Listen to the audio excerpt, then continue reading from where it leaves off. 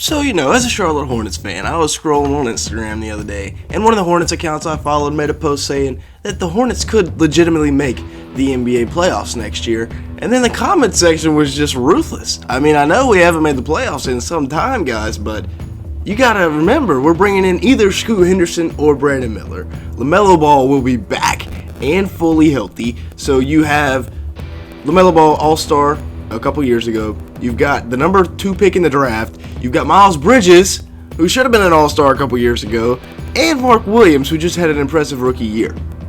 So we're going to be talking about why I think the Charlotte Hornets will make the playoffs this year. Make sure to hit the like button, leave me a comment down below, and hit the subscribe button.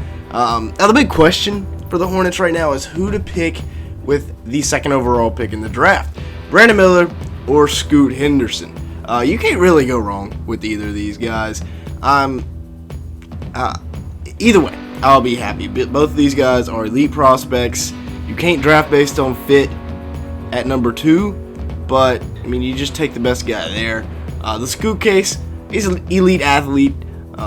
We see that is showcased anytime he steps foot on a basketball court.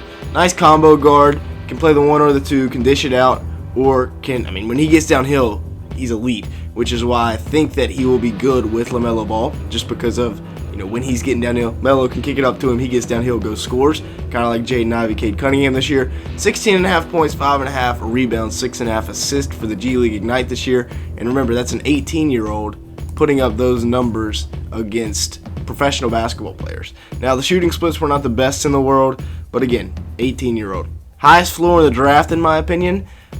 He's already showcased what he can do against professional basketball players.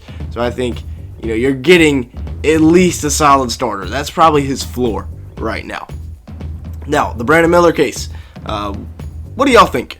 Right now, go let me know down in the comments below. I know Brandon Miller is oozing with potential. I mean, you just look at the guy, and so much potential. Now, the legal trouble is a bit concerning. Something the Hornets have had their fair share of deals with the last few years. 6'9" sniper, though. 18.8 points per game, 8.2 rebounds, 2.1 assists. Dude is a monster, frankly. Last year for Bama, nobody really could stop him in the SEC. Now, he didn't have the best NCAA tournament, but 43% from the field, 38% from 3 as a 6'9" wing. That's kind of crazy, I'm not going to lie. Very good numbers from Brandon Miller. So, the more you look at it, the more I warm up to Miller, the more, I can go either way with it. Okay, yes, he does have some off games, but of course, so does Scoot. My take on it, I think you take Scoot. I still think you do. If you want to take Brandon Miller, which, again, is fine by me, at 2, I'd be fine with it. But I feel like you can trade down, get some more assets, because, if somebody makes a deal with the Blazers, maybe they want to move up one more spot to ensure they get Scoot Henderson. Or if you're cool with either of them, if somebody makes a deal with the Blazers, again, you trade down, you get a couple more assets for that pick. Now, the Hornets duo is back together. Airbnb is back. Miles Bridges will be back. He'll just miss the first 10 games of next season. And then Mark Williams is also back. So, a nice little big 3 there to go along with the number 2 overall pick. We do have a couple of veterans, though, that we got to talk about here. Could be time for them to go. Terry Rozier at 29 years old. It's probably about time to move on from him. Heard Phoenix has wanted him. He's got 3 years and $72 million left on his contract. So obviously, he's about to turn 30.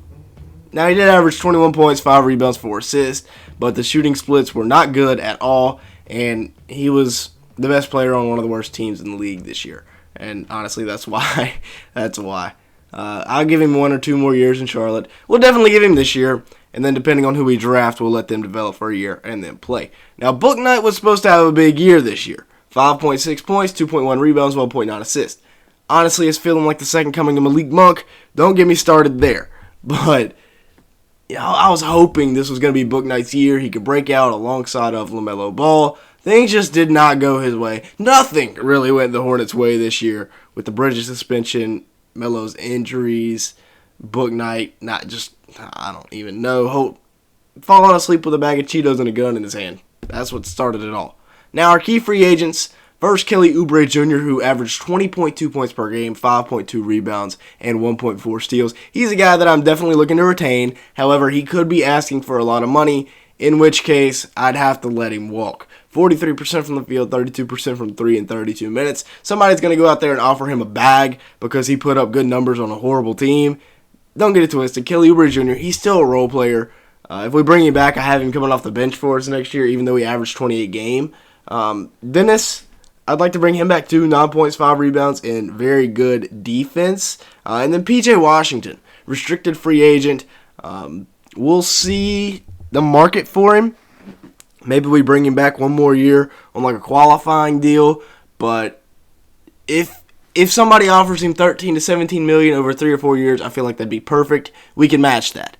If not, PJ might be gone, or he might be playing one more season on a qualifying, and then he might be gone. But the big three for next year is what has me excited. Between LaMelo Ball, who put up 23.3 points per game, 6.4 rebounds, and 8.4 assists. Monster numbers in the games that he was in the lineup. He's going to be back in there.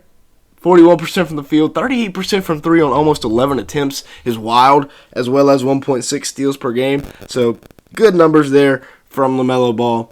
Miles Bridges, 20 points per game, 7 rebounds.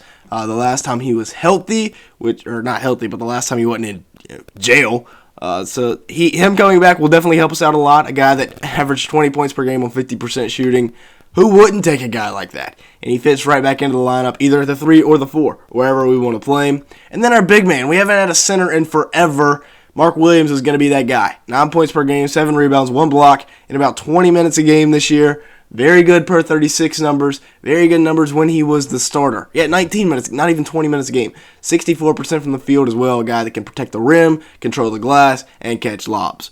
Now, taking a look at what I think the lineup will be next year. The final year of Gordon Hayward, finally, on his $30 million that we paid him. But we got LaMelo Ball and Scoot Henderson in the backcourt. Or you could go LaMelo Ball, Terry Rozier, and Brandon Miller at the 3. Honestly, that would probably be better.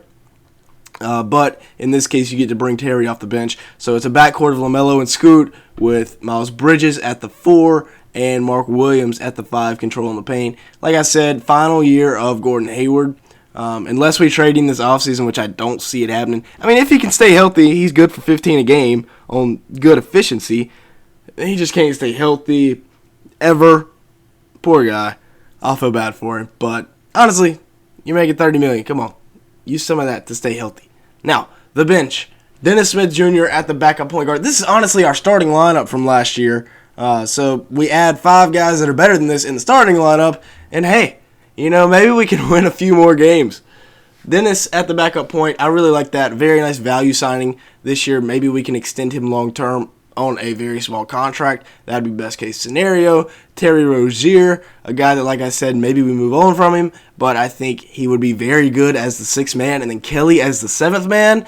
Not sure how much money we'd be willing to pay him, though, to be that 7th man. PJ Washington is like the 8th man off the bench. Kind of crazy. We could run a 9-man, and then JT Thor can jump in there every now and then and get a few minutes. Same thing with like James Bouknight. Bryce McGowan's is another guy. And then Cody Martin, Eastern Conference Finals MVP's twin brother. Maybe he can get a little bit of that going here in Charlotte. We'll see, though. Also got that number 27 pick in the draft as well. So with that being said, that's going to be it for today's video. Thank you so much for watching. Make sure to like button and hit the subscribe button, as well as leaving me a comment down below. What do you think about the Hornets next year? And with all that being said, thank you so much for watching today's video.